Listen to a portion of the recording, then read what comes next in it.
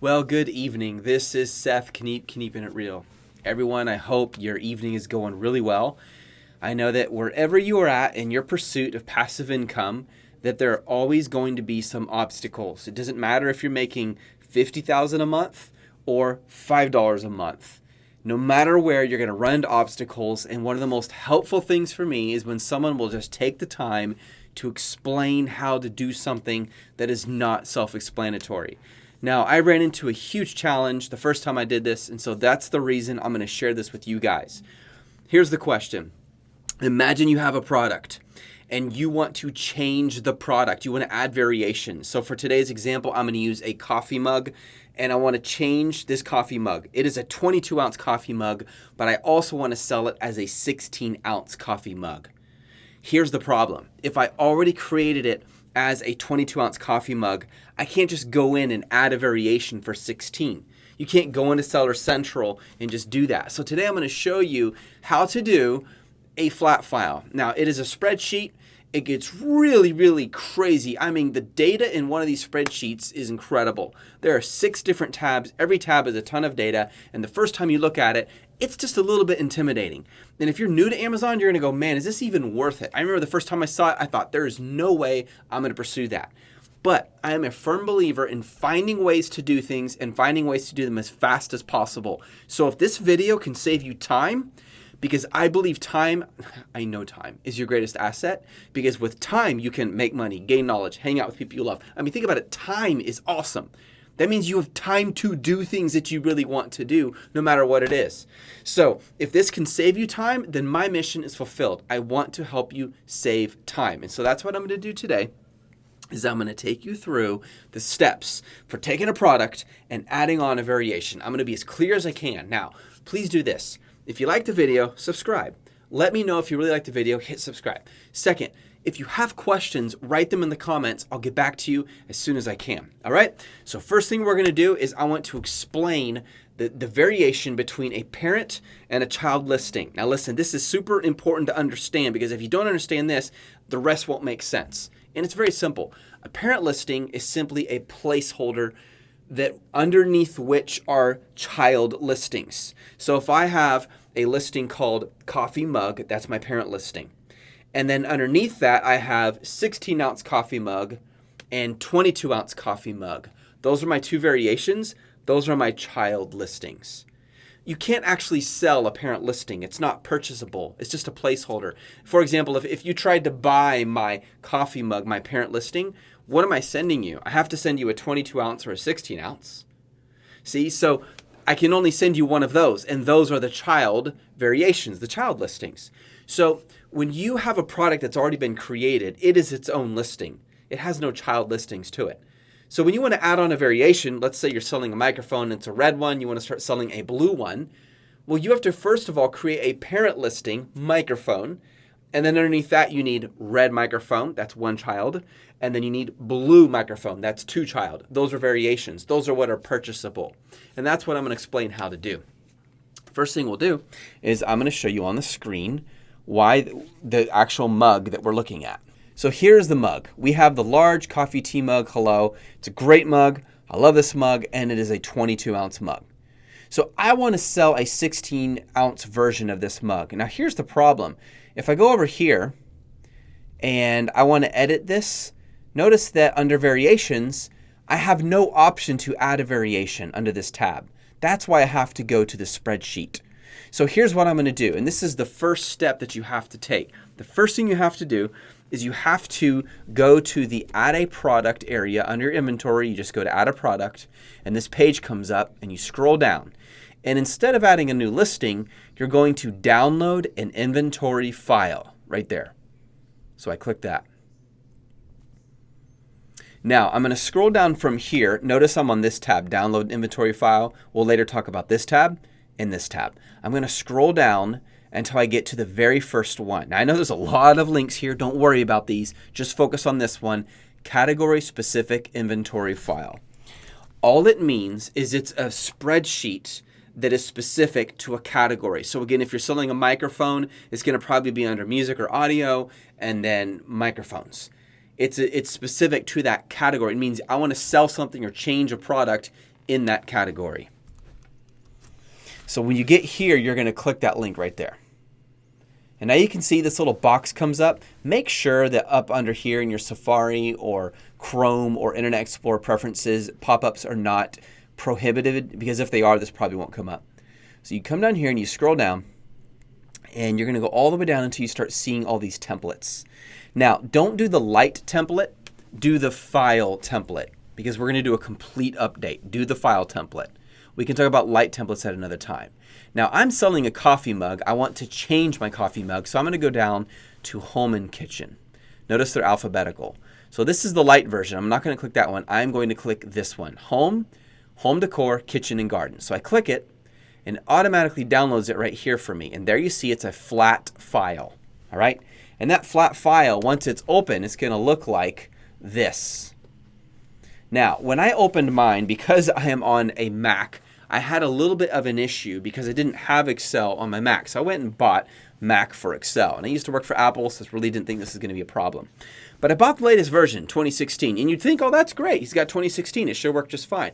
Well, I ran into a little bit of an issue. So for me, I had to take the file. I had to open it in Numbers, and from Numbers, export it into an Excel worksheet, and then open that in Excel. Otherwise, it was giving me issues. So if you're using Excel 2016 for Mac, that's what I would recommend doing. And that is why this first tab has this interesting information here. Apart from that, don't worry about this tab. So first thing I'm going to do is I'm going to take you through a general understanding of each tab. So you have instructions. This part tells you what to do.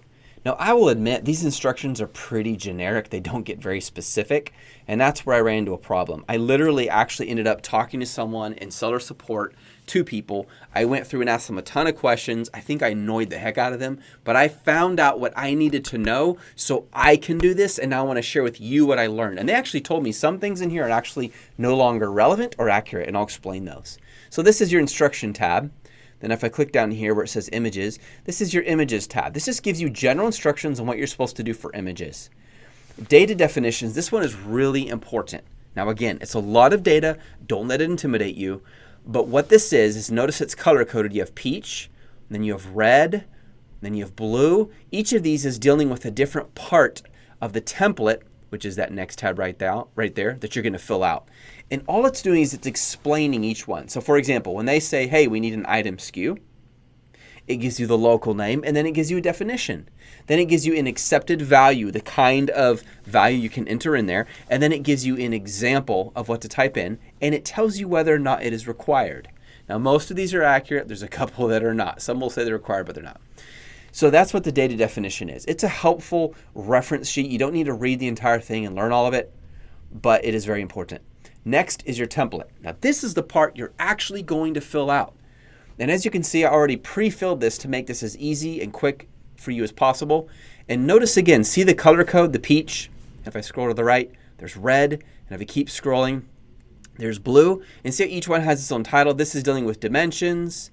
This one is dealing with the offer. This one is dealing with the actual name and identification of the product. Same thing here. Once you understand those color codes, it really starts to make more sense. Oh, this one's green. It's discovery. This is like your bullet points and your product description. Well, if I go back to template and I scroll over to the green, and remember, this is the part I'm filling out. There you see that. And there's yellow, and it goes on and on. So this is the part I'm going to fill out. The next part gives you an example. Now, this example was not incredibly helpful, and this is the latest example from Amazon. But as I go through it, I'm finding a lot of the stuff is out of order, and some of the stuff is no longer relevant. It's really weird, but it does help. There are some things here I learned that were helpful. So as you go through, it gives you an example of a single product listing, or in our example, this is an example of a parent with 2 children, which is exactly what I was doing. So I found this helpful. And it shows me how they filled it out step by step. Now, let me show you a little trick. If you want to be able to see these up here, see that? And you're trying to use this as an example, and you're down here, and you're like, oh, what column is this? And you have to keep scrolling up. You can hide this row and that row. And what I do is I just click on this one, then I hold Command. I think you hold Control on a PC, and that one. And then I right-click or Control-click, and I click on Hide. Watch. Bam, it hid it. Now I can just look at the example that I want without having to scroll up and down. See that? And as I go through here, I can still see these titles. So this one has your example. And again, it's long, but I'll take you through it. The next one is your valid values. This one's really important and actually the most helpful. Notice again, it's color-coded. You have peach here. I'm going to go back to the template. You got peach here. See that? Back to valid values. You have red here for the offer. Go back to the template. And I have red here. Now notice that there's a lot more columns in this area than there are here. And that is because what this is doing is it's telling you there's certain columns where there's only certain things you may fill out. So for example, when you're filling out the item condition, you may only fill out one of these options: club, collectible, new, refurbished, used, very good. You have to pick one of those. When you're filling out this one, you have to pick one of these. That's what it's for. So sometimes you're going to have to come back when you're doing your template and say, is there something under blue dimensions I need to know? So you come over here to valid values, you scroll over to the blue, okay, website shipping weight. Okay, it has to be grams or kilograms or ounces. See that? You have to pick one of these, the weight unit of measure. So if I come back here over here to this one, I'm going to scroll down until I find the weight unit of measure. There it is, bam. And I have to pick, see right here, I have to pick one of these, like grams, for example. So I'll come back to template. Oh, it's selling in grams. So I'm going to put in GR. There you go. That's an example. All right.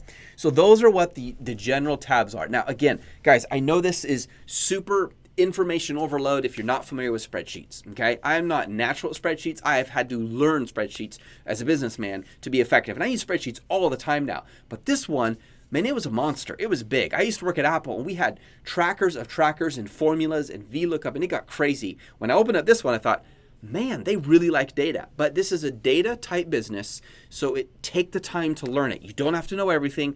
I'm going to show you just the cells you need to fill out that are relevant to the example that we're using. And that example is taking a 22-ounce coffee mug, and I want to add on a 16-ounce variation. So there's a parent coffee mug, and underneath that, they can buy a 22-ounce or a 16-ounce.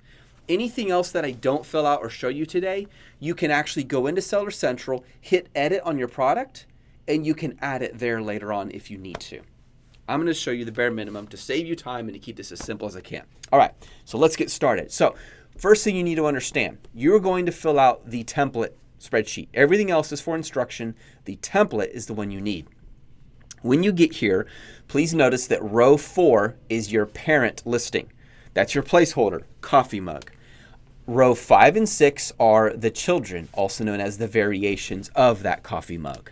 You could add, a 12-ounce, row 7. You could add an 8-ounce, row 8. But for the example we're using, we're just going to have 2 children. So the first thing you want to do is you look at the seller SKU and the item SKU. Now, what happens here, this SKU is for the merchant, you. You can pick whatever you want. So I decided to type in seller SKU hello mug. You can put in whatever you want. And then what I had to do here is, because I already have a listing created on Amazon that says 22 ounce, that listing, I have to use the same SKU here that is already on Amazon. So if I go back, watch this, guys. Let me close this for you. When I go back here and I go to offer, look, there's my seller SKU. So I have to take this, I have to Command C or Control C it or right click copy it. I come back to my spreadsheet. Let me bring this over here so it's more convenient. And I paste it into there. Because, okay, so let me explain. This is the parent listing. But my first child listing is going to be the 22-ounce mug, this guy, that I already put on Amazon. Remember, I'm adding 16 ounce. So this current listing here is going to become one of the children. That's why I have to add that SKU here. Then I made up my own SKU for this one. Remember, SKU is just a way to identify the product for you. If you had a huge company warehouse and you had thousands of stuff selling every minute, you need codes to identify products. You don't want long listings. That's all that this is. Next thing is product ID. What is this? Well, your product ID is your product identifier. And you do not have one for the parent listing because you're not selling the parent listing, as we explained. So what you're going to do is you're going to go back to your listing. You're going to find under Vital Info your product ID. And in this case, my product ID is this number, which so happens to be a UPC. It could be any of these, but I chose a UPC. So again, I have to click it. I have to Command C or Control C or right click copy it. I go back to the spreadsheet and I drop it into here. And it will change that into a different number. Don't worry about it. Let their spreadsheet is set up the way it needs to be. At first I thought, what? It completely changed the number, but that's okay. It added like a plus 11 on it. So that you need to match. Again, because this was a 22-ounce mug listing, you need to take your UPC, or if it was an ASIN, or if it was an EN, whatever it was, it doesn't matter. You need to take that code and you need to drop it into here, because this, row 5, is the child listing for a 22-ounce mug. Now for this one, I had to go use another UPC code, a new one, for this 16-ounce mug. So row 5 represents my 22-ounce mug, and row 6 represents my 16-ounce mug. So I had to go get a new UPC for this one. You can buy those on eBay. Product ID type is very simple. Again, you don't need one for the parent listing. Remember, row 4 is the parent listing because it's just a placeholder. It's not an actual product. But you do need it for here and here. The type of code is UPC. Why? Because over here, that's what I used when I set this up. I didn't use the GTIN. I did not use an ASIN. I used a UPC. Therefore, that's what I type into here. Moving on, product name. This is the name of your product. Now, you do need a name for the parent listing because it's going to show up on Amazon, and then people can see the two options to click on. So I called it large coffee tea mug hello, because it says hello on it, perfect gift mug. Then I added for my first variation child listing, 22 ounce, all I did was a dash 22 ounce. And for the other child variation, all I did was I added dash 16 ounce. Super simple that way. Okay, item type keyword. This is really important. The item type keyword identifies the actual product, the kind of product it is. Where do you find this? And notice you have to have it for parent and both children. You go back over here, and when you're in the edit mode of this listing, it's right here, right after category item type. So I just copy that, come back over here, and I pasted it into all 3 of these cells. Now, this next part is also very important, and even though it's not bold, and the instructions over here will tell you if it's bold, that means it's required. If it's not, it isn't. Well, that is entirely wrong. Here's why. Let me explain each one first. You have 3 options. You have update, you have partial update, and you have delete. You can do any of these. Now, what does this mean? In fact, if I did delete, I would just do update underscore delete like that. The reason I'm doing, if I'm hitting delete, that means I want the product to be deleted from Amazon forever. Obviously, I'm not doing that. Update simply means I'm taking a listing and I'm replacing it with everything on here. So for example, if one of these, let's see, under standard price, if I didn't add in standard price right here, then it would not update with standard price. Update completely replaces it with whatever I put here. Partial update just adds to whatever I put here. So if I change the price here, it'll update the price to the new price, but it'll leave everything else in that listing alone. That's what those mean. Delete simply means to completely delete the product, which I'm not going to do. Next thing, you have standard price. Just put in the price that you want to sell it for. That's very simple. Again, nothing under parent because we're not selling the parent. That sounds terrible. I'm not going to sell the parent. Item condition is really important.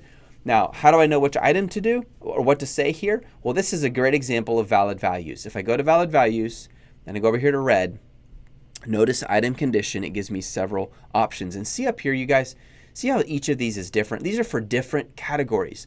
So you actually have to find your category. Mine's kitchen because it's a coffee mug. So I have to pick one of these cells, one of these listings, words, terms, and drop it into here. Both of them are new, so I put in new. Now the rest of this you can ignore, keep scrolling right, ignore all the blue. And it's amazing how much you don't have to put in here. Okay, this part is interesting. You do not have to put a link in here. This is only if you have a web server and you've taken your photos and you've uploaded it to your web server, like your own website or even a web server that no one has access to. Well, that has to have an address to get to. That's called a URL. So you're taking that URL and you're dropping it here.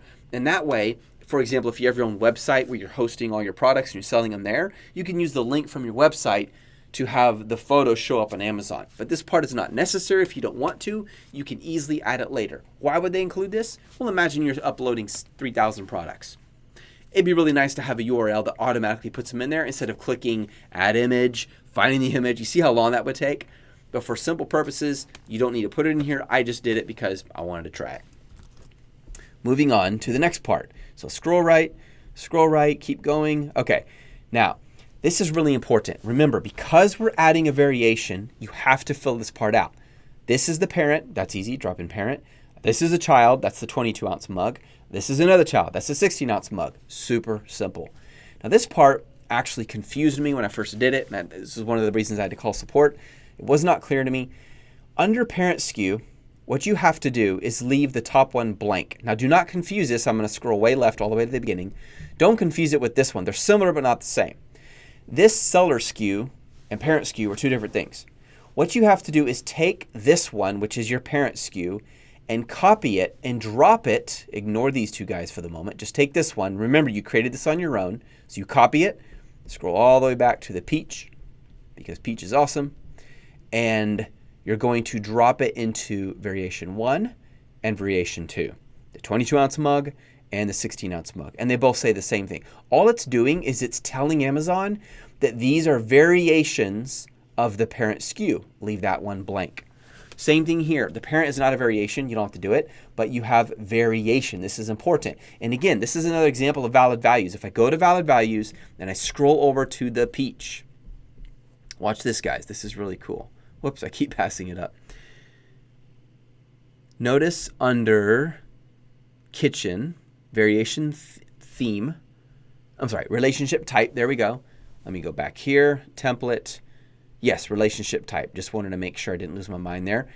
It gives you relationship types, and the only one you can use for this one is variation. So I have to type in variation. Why? It is a variation of the parent category. Variation theme can get a little confusing, right? In this column right here. Now, what do you do here?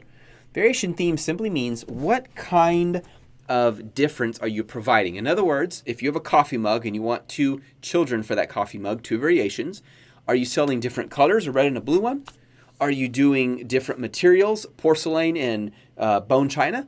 Or maybe, like I'm doing, you're doing a different size, a 22-ounce and a 16-ounce. That determines what you're going to drop in here. But here's where it gets a little confusing. What if you're doing a red and a blue and a 16-ounce and a 22-ounce?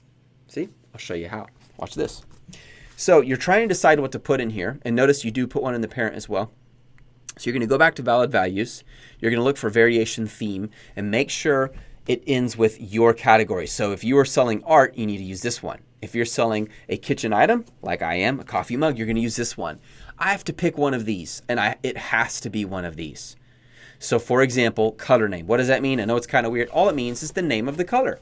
So my variations will be red, because red is the name of a color, or blue, because blue is the name of a color. So that means I will type in exactly this color name with no space, capital C, capital M.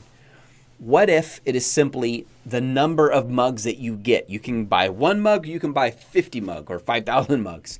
Then I'm going to do item package quantity, the number of mugs that you get when you order. In this situation, because I'm just doing size, 16 ounce versus 22 ounce, I'm going to do size name. It is the name of the size. So going back here, that's why I typed in size name for all 3. Now let's continue to scroll right. There's a lot of data here. Now, this is really kind of weird, but you have to find which one you did. So for example, let me go back to the peach. Because my variation theme is based on size, I have to go over here to this color and I have to find which one is size. Now, this part is a little confusing. See how it's a greenish brown? If you were selling a sports item, it'll be a different color. If you're selling an art item, it'll be a different color. This is the part where it varies based on the kind of category. So you have to go through and find, if you're doing size, which one is size name. And that's where you're actually going to put 22 ounce, 16 ounce. Watch this. So I scroll through here and I find, size name. Just like I did back here, everybody. Look at this, size name. Because it's going to be 22 or 16 ounce. So I come back here and I'm going to put in 22 ounce because remember row 5, remember this one?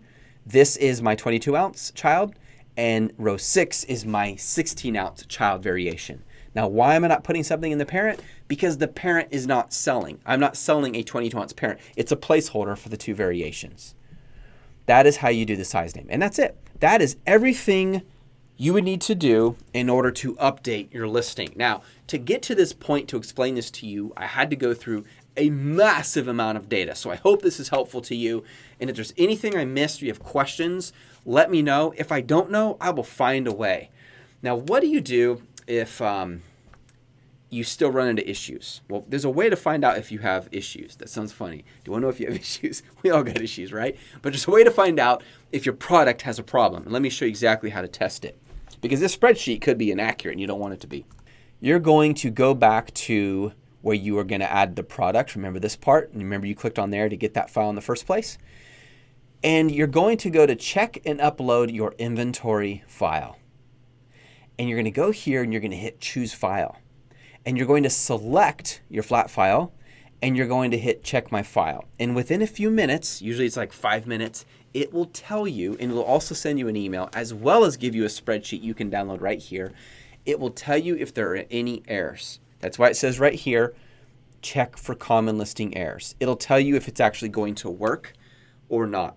If that comes back and there are no errors, sing hallelujah, because it's not easy to do. But if you do that, that is awesome. That means you're ready to go. Once it's been, and you don't have to do this, you can go straight to uploading if you want here, but I just did it because I wanted to learn. And I want to learn where my errors were. And believe me, it took me 5 times before I really got that down and figured out, okay, what am I doing? Next, once that's done, you go over here and you click on upload. And you select the file that you saved and you upload it. And it will update your product, which is a beautiful thing. Make sure you've selected the correct file type. For what we're doing here today, we're not going to get into all this. We're doing inventory file for a non-media category. It's not a CD, it's not a DVD, it's not music, it's a coffee mug. And that's it. And once you've done that, then you can go back here and say, oh man, I did it. Check it out. Bam. In fact, let me show you guys what it looks like.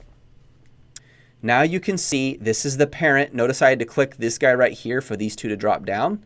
And this is inactive. I'm doing this for illustration purposes. Here's my 16 ounce. Here's my 22 ounce. There's my main parent listing. Guys, if you still run into a problem, don't get frustrated. Remember, life is bigger than a spreadsheet.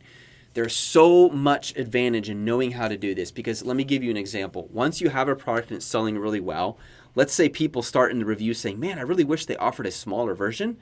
That's great information. You can now go find your supplier, say, hey, I want a smaller version of this, upload this file. Now you're selling 2 different versions. It's really cool. But if you still run into issues, call Amazon. They're very helpful. Let me give you a number I use that works really well. It's 206 508 4051. 206 508 4051. When you call them, press 1 for seller and then press 3 for uploading inventory. The person you speak to will already know what to do. At least they're supposed to, because this is what they do. And Amazon realizes this can be a challenging thing for Amazon sellers, especially if you're new. Everyone, I wish you success. I wish you the best success possible. Remember, I started with nothing but a freaking little dime. I hated my job. I was frustrated. And I took that dime and I kept doubling it until it became $100,000. And then I turned that into 5 different passive income streams. And now I have freedom to do what I love with the people I love. But it took really hard work to get there. You can too. Let me know how I can help you. This is Seth Kniep'n it Real. Hope you have a very awesome night. I'll see you later. Bye.